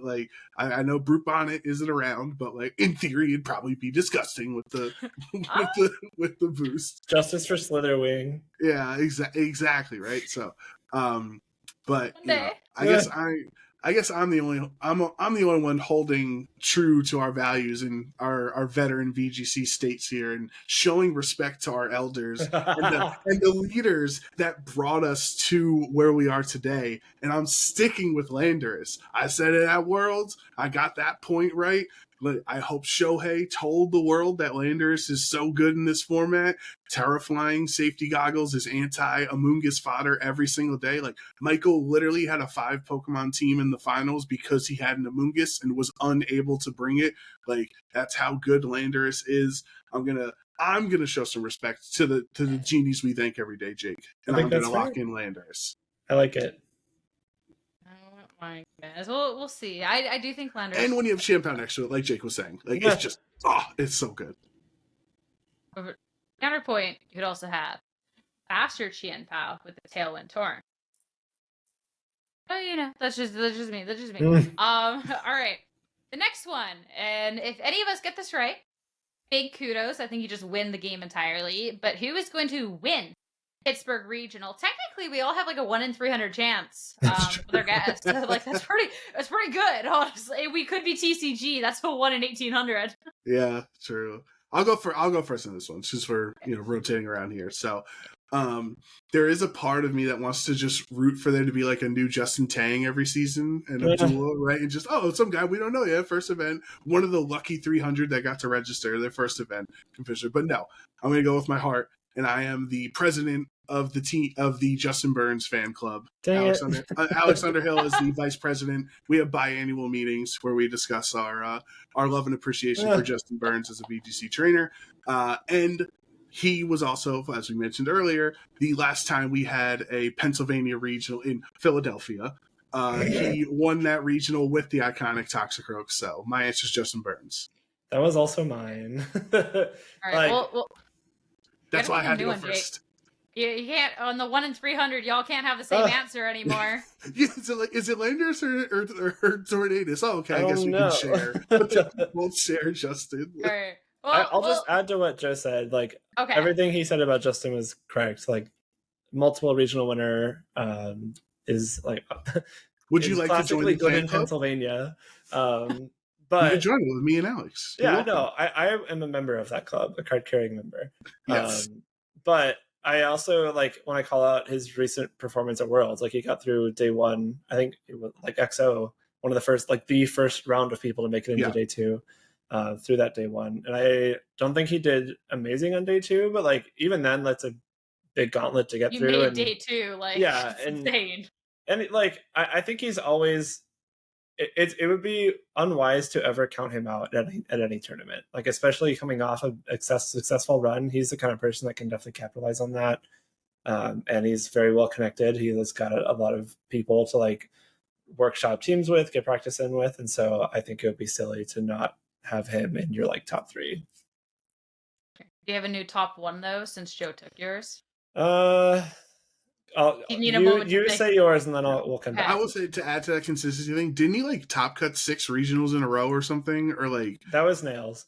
Or no, not this season. This is, I'm talking about the olden days, the 3DS era. The days gone. I believe it. I don't know. Maybe it wasn't because we didn't have day 2s back then, right? So I feel like it was maybe 5 of 6 regionals in a row or something. He was just crazy consistent as a player. So he is one of those people. He's like Jake said, if at he the gets, events where it was only 30 people showing up for a regional. That's just Daytona. That's just that was just Daytona. There were a lot. Hey, there were a lot more than 30 people at Pennsylvania regionals. Sierra. Okay. How many, Joe? How many? So No, that was the first the sun format in 2019 where we had Sun Moon and the Sun Moon and Ultra. There was, I think it was like 270 or something that time, which was good for VG. But yeah, so like almost the same size as our Pittsburgh Regional. Yeah, so he is a player that if he gets that performance, he can really steamroll that momentum into multiple strong performances. Fair play. See, I feel like for this question, this is a follow my heart moment, so I will root for Ugarte on this one. As well, like, so there is, like, so you can give me that look, but, like, realistically, too, like, he kind of struggled in Scarlet and Violet at first. Like, he kind of fell off at the beginning of the season, and then, like, kind of figured out, like, what was going on, and then, like, second place at a regional, win a regional, like, his performances, like, since have been really consistent. He got, I think, like, 19th place at Worlds. He made that top 32.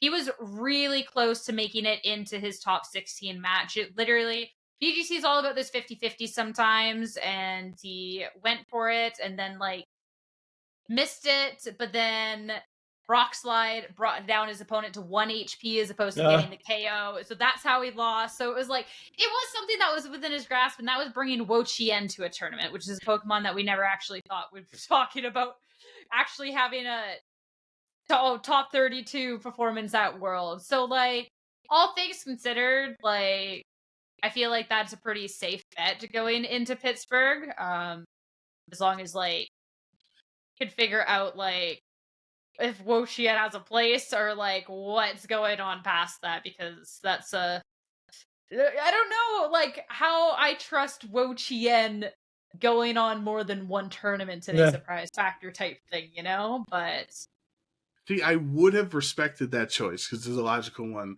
But then we found out that Joe's not a fan of our podcast, if you remember earlier, or what was it? Was it last week on his stream, right? So I would have respected, because I was like, wow, imagine if Joe's listening to the podcast and we get all the way in and then Sierra doesn't pick him. But then I'm like, oh, wait, he's not going to listen anyway because he doesn't like our podcast.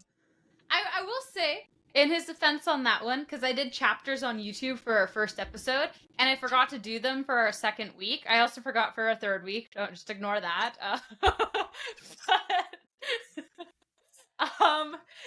After our second week episode went up, he did message me right away, and he's like, you didn't do chapters on this one. Like, what happened? So, like, he obviously did check out the first week to know that I did chapters, and then looked at our second week to call me out on not doing chapters that week. So there is that. You know, there's not going to be a chapter on this episode being like, why Sierra thinks Ugarte is going to win Pittsburgh. So I don't know if he'll make it to this point of the podcast anyways to hear all this, but he did listen at least to that, so. Okay. All right, Jake, you got an answer yet? Yeah, now, we tried buddy? to stall. We tried to stall as much as we could. Yeah, no, I'm good. I'll throw Nick Navarre in. I think he had a really, really consistent season last year against someone that's no stranger to winning multiple regionals. So I think he also. Clef Key to Worlds. Okay, we just talked about Wo-Chien. I feel like those are equivalent. No, I'm saying as that, like, a kudos thing. Oh, yeah. Like Laura. Laura, that was the snatchiest comeback from Jake.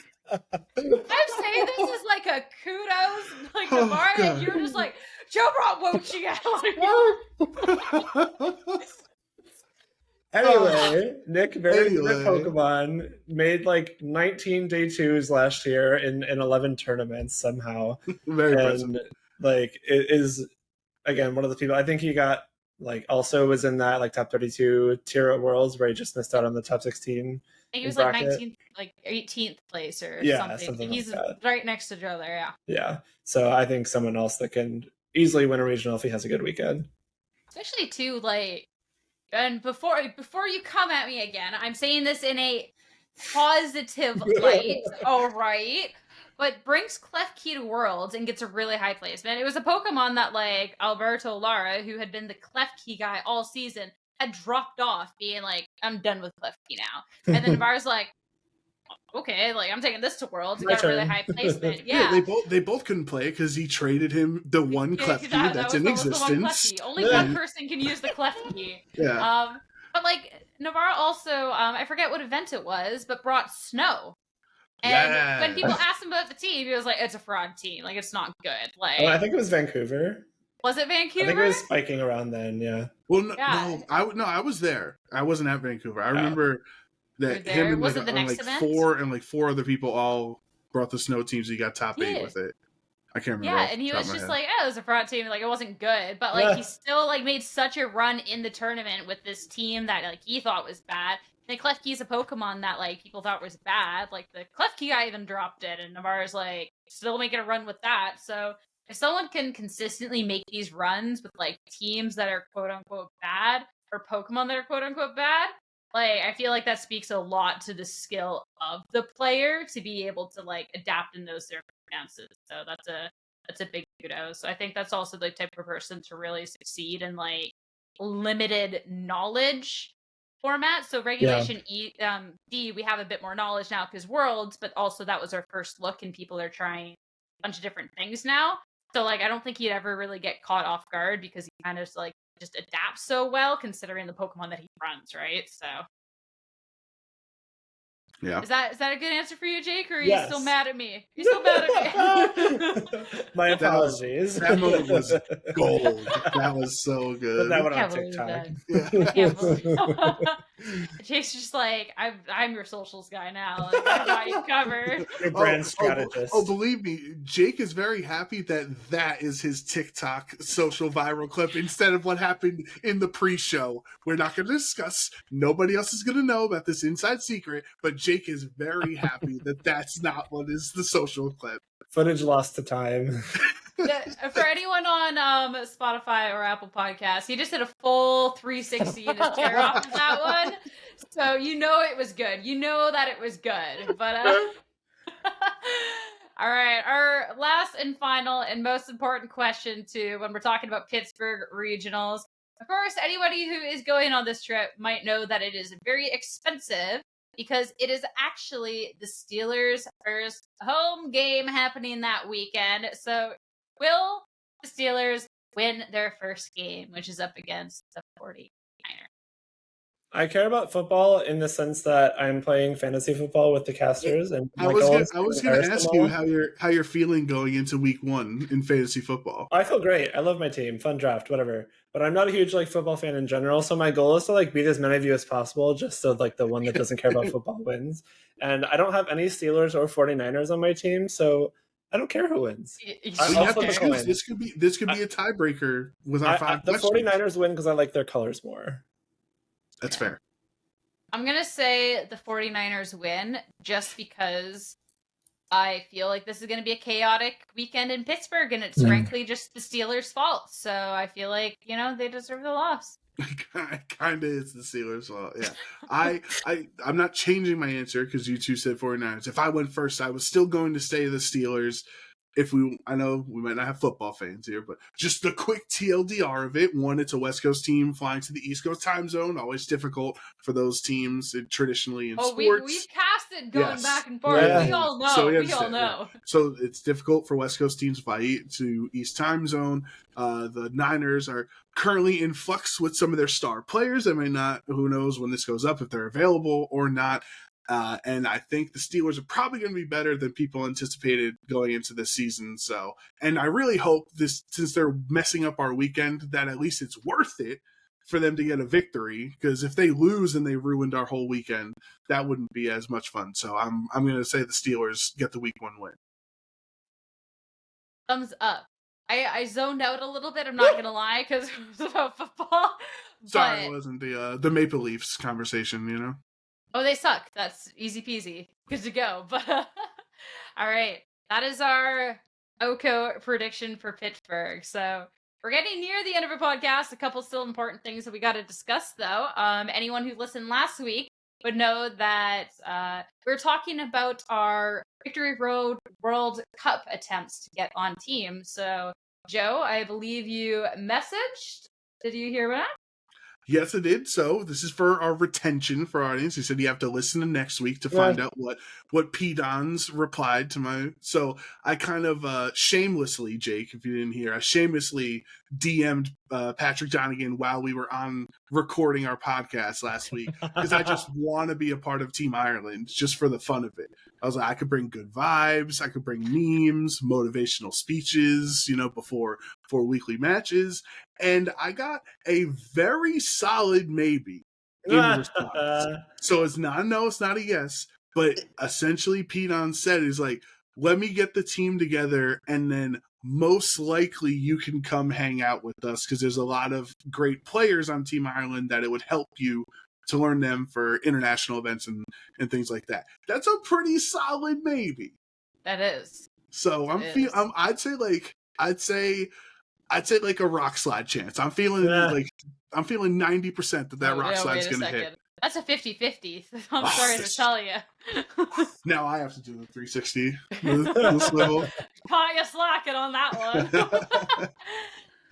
Oh, that's good though, especially too being able to hang out in the Discord. That would be good vibes. That's when I have fun. That's always part of a team. Yeah. So my tryouts experience has been a lot more stressful. Because Jake, I am trying to get on Team Canada as a player. Yeah. So we've been doing to fill you in as well as anyone who didn't hear. So we're doing like weekly matches on like teams to kind of simulate how it would be going up in World Cup. But of course, like fast weeks, 3-4 days. And I lost my first week. I was pretty bummed about that. I had my second week match today, and I brought Wo Chien to the Victory Road tournament. I actually went 4-1 before I started like doing bad, but I went 4-1 with Wo Chien, so that was pretty cool. But then I was like, my opponent's gonna C-team me. What would I bring if I was trying to C-team Wo Chien? And then I was like, Chiyu Tailwind. So then instead of countering Chiyu Tailwind, I just brought Chiyu Tailwind and just like head crept everything so that I would win in the mirror. Okay. Did it work? They didn't end up bringing Chiyu Tailwind. Oh no. And then there was this team that I had to learn overnight and bring it to my match. And I was running it this morning and I was just absolutely losing. And then a teammate was running matchups against me with Zapdos Tailwind, and I was getting destroyed. Like I was getting humbled like real fast. It was a hard C team. I was feeling bad about myself. And then I went into my match and I won 2-1. Yay! So I feel proud about myself. Wow. I lost my first match because in the end game I should have set up Tailwind so my Flutter would outspeed. I am dumb. I didn't do that. But the game 2 they set up Trick Room and I just like spammed their stuff, and then last turn of Trick Room protected my Flutter, set up Tailwind. They kill my Tauren, and I'm just like, all right, I'm just gonna sweep now in the speed, and then I won my game race. So nice. I'm pretty happy about that. So at least I get my 1 win. So even if I don't make the team, because we still have more weeks to go, I at least have that. So we'll see. Yeah. I've been trying to run teams and like help people too, so we'll see. I like Sierra's logic. It's like, okay, they're gonna count you. She's following the GPS and like misses one exit and ends up in Iowa somehow. Yeah. Like it's just like, okay, this is what I think they'll counter to me with. So I'm just gonna do it better than them. Yeah, I was like, and then you end up at the correct destination with the detour through Iowa. It whatever works, right? Like exactly, yeah. If they had brought Chiyu Tauren, I'm sure they would have been so frustrated that not once would they outspeed any of my stuff. I was always gonna be faster. It was gonna be brilliant. But yeah, no, I didn't get to find out. So we'll see. Maybe next week. Maybe they'll know that I'm running Chiyu Tailwind speed creep. So they'll speed creep what they think I have. So I can just speed creep it by 1 more. Listening, you Canadian counter teamers, be prepared. Yeah. I'll just keep speed creeping it more and more till they're all maxed, then I'll run hard Trick Room, So bring Power Band or Shifu or whatever it was.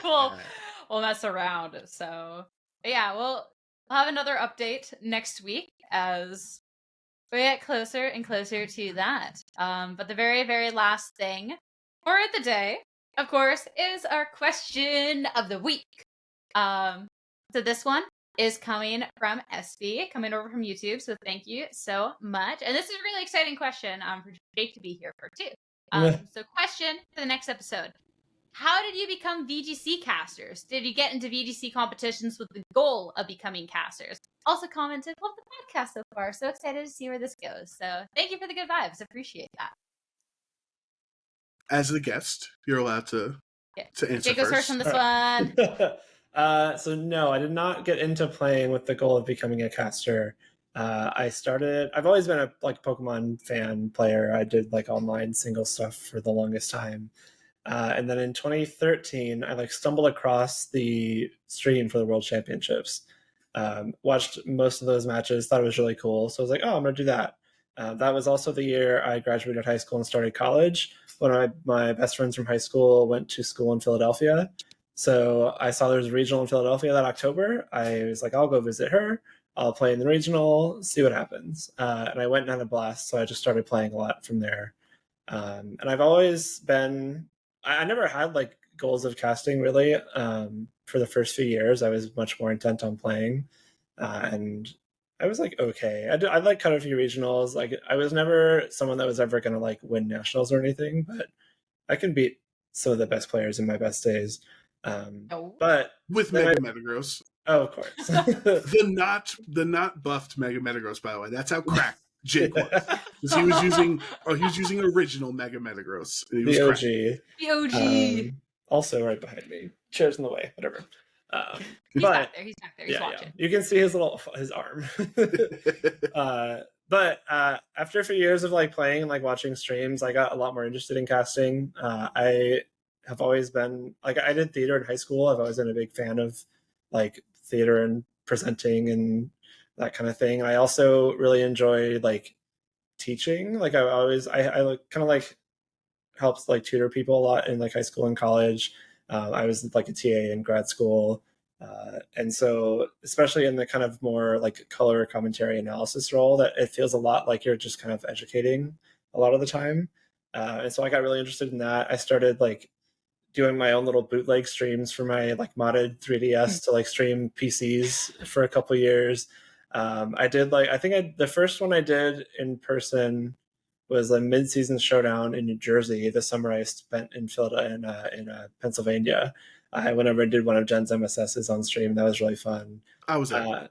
Yeah, you were. Then I talked to, because I'd been friends with Daz, and so I talked to him and I was like, hey, if there's a regional you need a spot at, let me know. I'd love to do it. And then Collinsville 2018 was the first regional I ever cast. And then after I did that, I was like, okay, I want to do this. And so I played in Worlds that year, did really badly, and I was really not having fun playing anymore. So I just tried to do as much casting as I could, online, in person, whatever else. And then got the call in 2020 to do Dallas, and that was the first official one. And I would love to keep doing this as much as possible because it's so much more fun for me than playing. And we're happy to have you. So Yay. Let's go. Yeah. Let's go. I definitely agree with you. It is way more fun to cast than play. I don't know how these players go around everybody, keep playing, keep their mental, straight. There's long days. It's long days. Yeah. Okay. So for myself, so I want to see how the question's phrased. So first off, I didn't get into VGC competitions with the goal of becoming a caster. I actually didn't really play too much VGC before starting to cast. So I was a TCG player, actually. I had been playing TCG for quite a while. I played pretty casually. And then my friends discovered Twitch streaming. So I started streaming TCG on Twitch.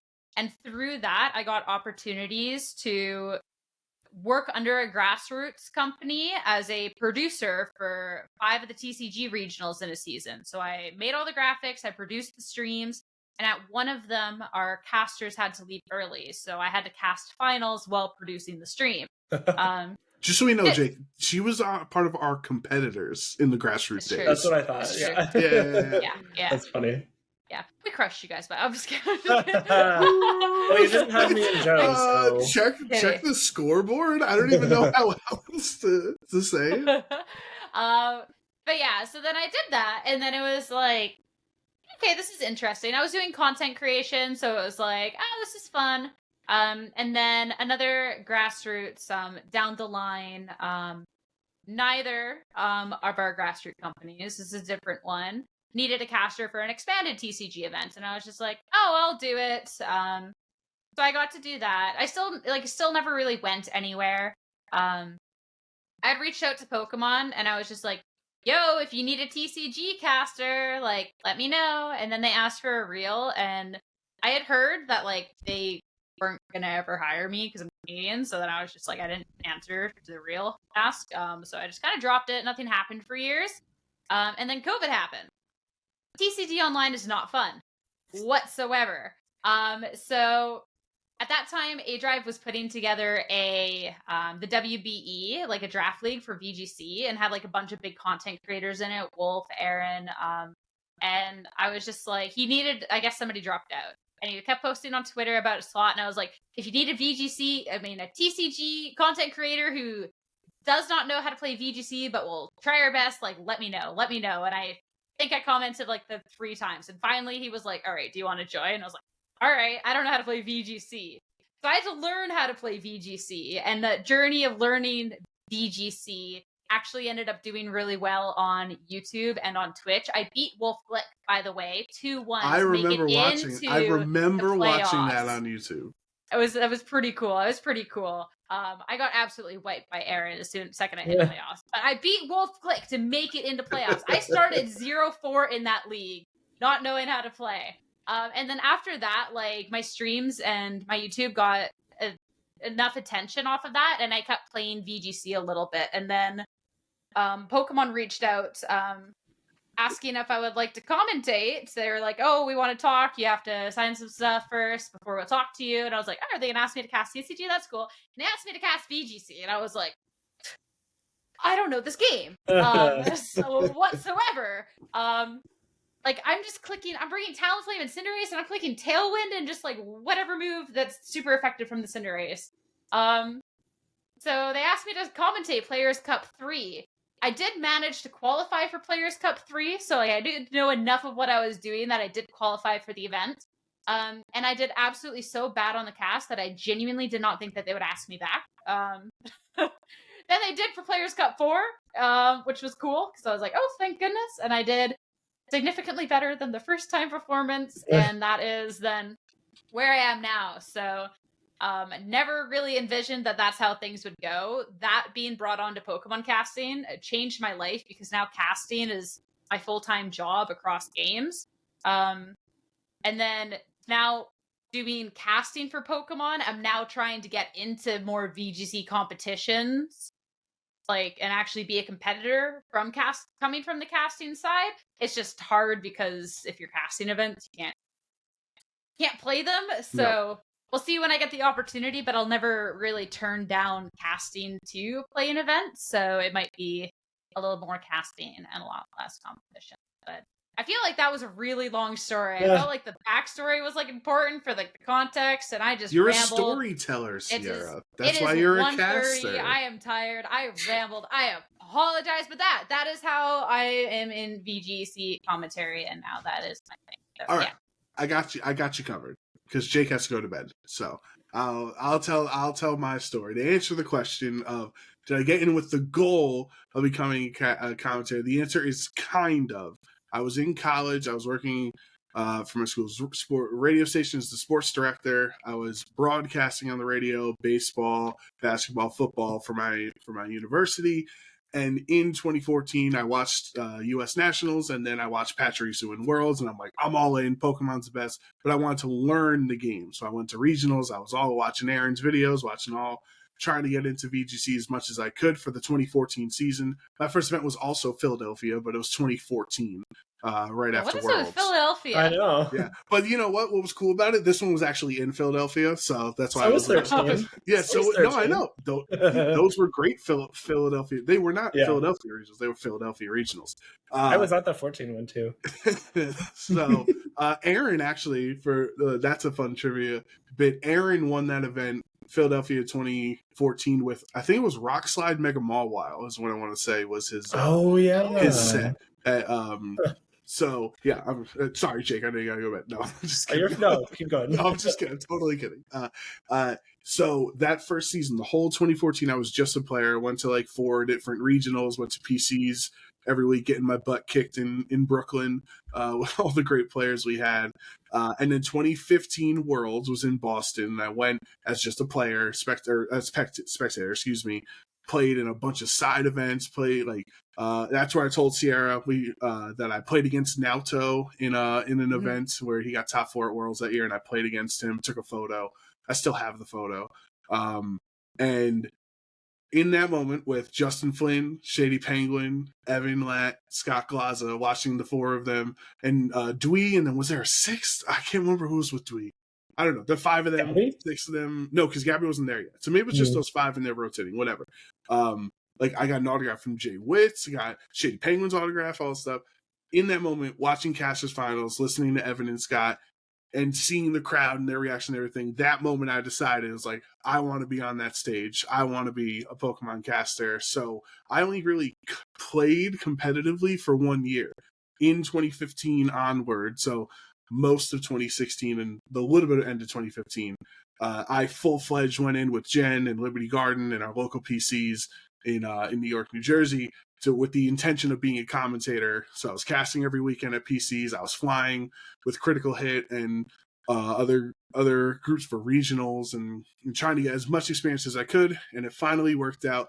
Collinsville 2020. I get brought on, me, Daz, and Rosemary, just the trio, because if you remember, that was the one stream era of VGC and TCG at the same time. Me and Dallas was like the regional before that was me, Daz, and Rosemary. And I'm feeling great, and then the world shuts down. Yeah. So I was ready to take over the world as a caster, but I didn't get brought back until Players Cup 4, which I worked with Sierra. We didn't cast together, but we worked it. We played Pokemon Unite together because I think that's when it came out that summer. So yeah, I spent 2015 onwards till I guess 2022, if you want to say, or 2021, whenever that Players Cup was, fully invested in being a caster, and here we are.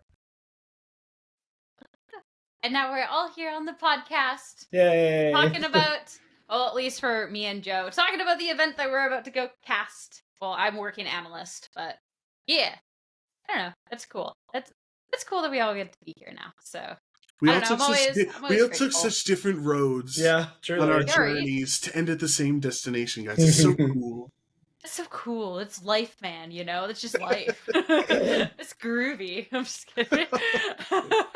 All right, we're going to end this on the nice, wholesome note. But FC, thanks again for your question, of course. Make sure to comment below if you have a question of the day, if you ever want to try and extend our podcast for more than 20 minutes because you ask a really good question. We will keep this going. We will keep talking, but it is 1:30 in the morning, so it's time for this to wrap up. So anyone going to Pittsburgh Regionals, safe travels.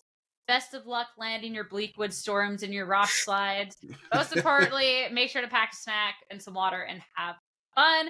Can't wait to hear about how everyone does this for regionals and maybe see you guys there, of course. Thanks again so much for listening. Make sure to be tuning in next week as we talk about everything that happened at Pittsburgh, how the meta is developing, and of course the DLC is coming out so soon, so we'll actually really get into the nitty-gritty of what regulation has to offer. Jake, thanks again so much for joining us today. It has been so much fun. It's so much fun having you here. We will see you here again, though, right? Of course, whenever you want. Perfect. Making sure. Don't. What's the phrase? Don't check me with a good time. No. Don't cash checks with your mouth that you can't keep or whatever. You said whenever we want. Whenever we want, Jake. Whenever you want, and also I want. Be careful what you wish for. All right. Thanks so much. And of course, Trevor, thanks for being an awesome co-host, as always. We'll see you next week. Thank you so much for listening to this episode of OHKO. We'll see you soon.